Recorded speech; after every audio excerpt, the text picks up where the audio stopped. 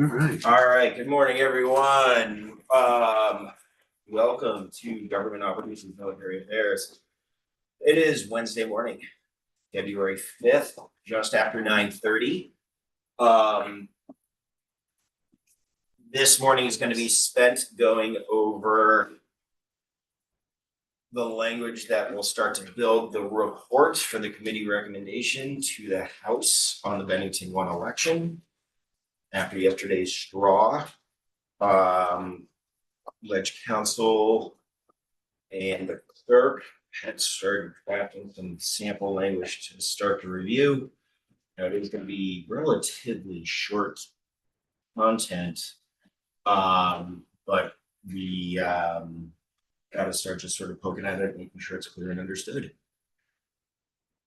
Any feedback, questions before we ask council and the clerk to present? No. Which one of you would like to go first? That is a. Thank you.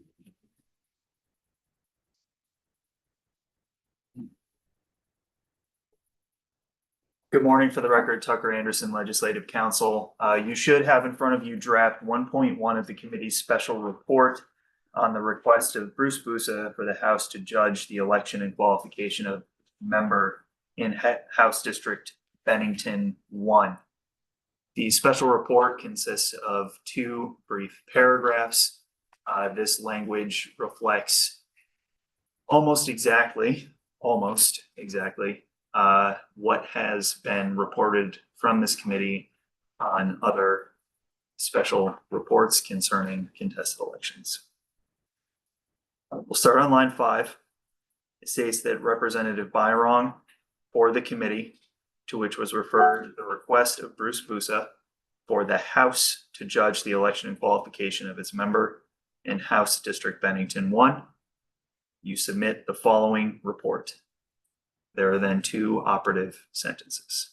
The first, starting on line 9, that the committee considered the request for the House to judge the election and qualification of its member in House District Bennington 1. And on line 11, that the committee affirms the certified election results and finds that Representative Jonathan Cooper of Pownell was duly elected and is qualified to represent House District Bennington 1 as a member of the House of Representatives.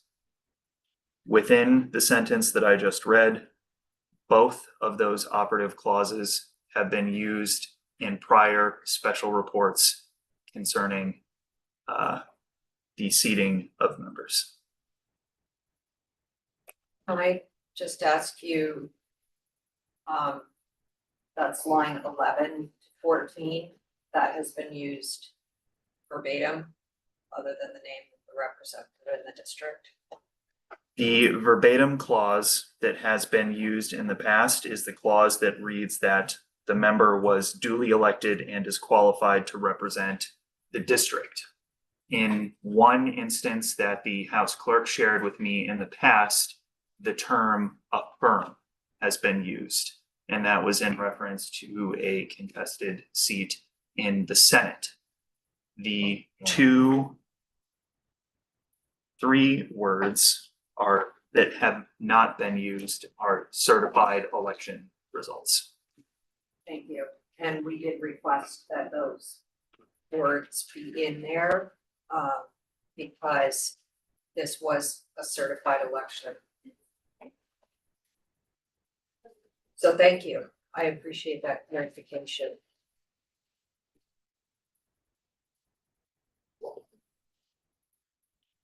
So everybody had time to read this and digest it? You need a few minutes to think about it, It's really that. ask questions? So one thing we were just discussing before we came online, the work committee, because Tucker was with us, was also either myself or Representative Pengo making a more in-depth statement to be journalized, laying out a bit of like a concise path of the process, and also speaking to sort of where our heads were at as we guided this decision as a resource for future legislatures. So when, 4 years from now, when none of us are around to explain what we were thinking and how we did this, that there is something journalized. And I do understand that our like archives for testimony and all these things are digitized now. It's a different landscape of accessing information. But I think it would be a good practice for us to journalize a statement or build it into the context of this, however that plays out. It sounds like it would be like a statement that's made that with a request to journalize. And so we started moving on some bullet points with that, but that's something that I think we should do, but I think it should be a little participatory with everybody here. So we're all in agreement of what we're etching in stone for future legislators to work off of once they have a moment like this occur for them. And Representative. Is this now public record that will remain and never go away? The YouTube. Yes. Yes, At least until the EMP hits. So that will be retrievable in 2150. one would hope that our archives will survive that long. Call them out. Is this report the extent of our constitutional ability and demand that we do? This is as far as we are authorized to go. This is Just not, making the recommendation to the full house. that is the task that has been assigned to you. The contents of this special report are not the limits of your constitutional authority. Okay, This cool. is the judgment that the committee has made. Cool. And did want to step back to clarify one very important thing about the journalizing of the remarks. Even though the YouTube stream of the House floor will be available hopefully until 2150, when the body journalizes remarks, that is an affirmation of the entire body, not just the remarks of one individual representative. It is the body agreeing that those remarks reflect something important about the work that the committee did and that it should be used as evidence moving forward. It's consensus. Thank you for detailing that point. Okay, did I have Representative Boyden? Did I see your hand in that yeah, mix? so I just want to be really clear that I think that journalization is very important because that was a big part of our decision-making process to building this report. We looked back at several House and Senate journals and to try to piece together what they did without the benefit of YouTube like we have is really difficult. So that was extremely helpful and I think it's worth journalizing what we did for future generations.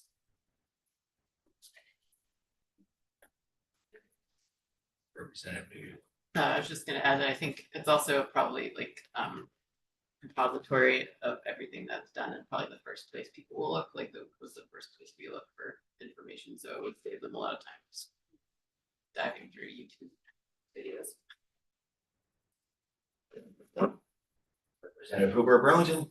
Clarifying point, but under the scheme of all this reference material being available, it in no way encumbers this precedent how a future committee would.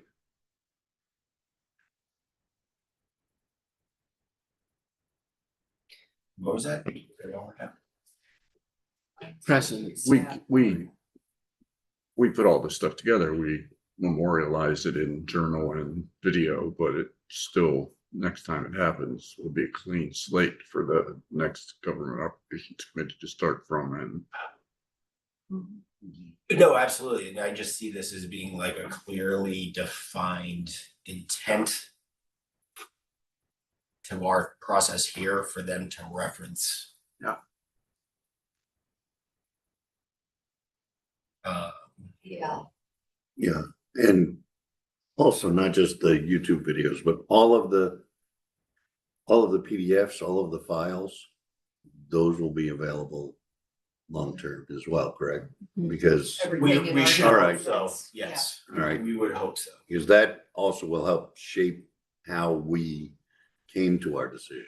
Right. And people need to be able to find that.